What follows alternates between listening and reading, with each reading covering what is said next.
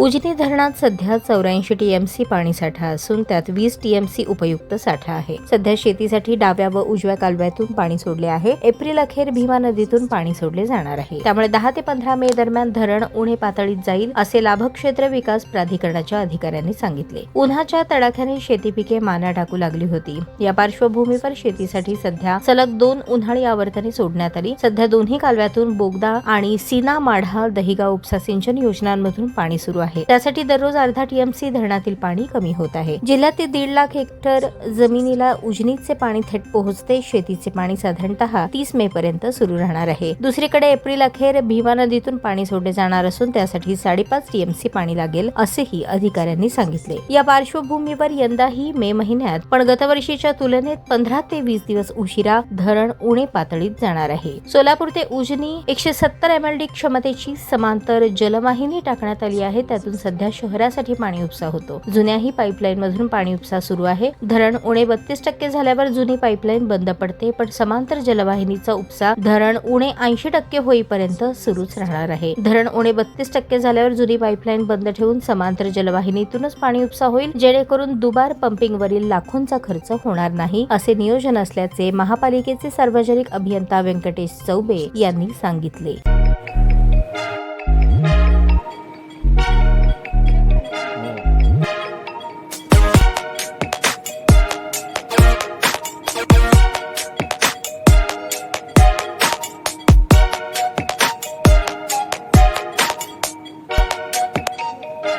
सोलापूर शहरातील सुप्रसिद्ध हॉस्पिटल म्हणजे सेंट्रल मल्टी स्पेशालिटी हॉस्पिटल मागील अनेक वर्षापासून सेवा बजावत आहे। 24 तास इमर्जन्सी सर्व्हिस, मॉडर्न टेक्नॉलॉजी, अनुभवी डॉक्टर्स तसेच अत्याधुनिक तंत्रज्ञान सुविधांनी सुसज्ज स्त्रीरोग प्रसूती विभाग, ऑर्थोपेडिक विभाग, मेडिकल विभाग आणि इतर एकमेव नाव म्हणजे सेंट्रल मल्टी स्पेशालिटी हॉस्पिटल। पत्ता गणेशपेठ शॉपिंग सेंटर, मंगळवार बाजार, सोलापूर।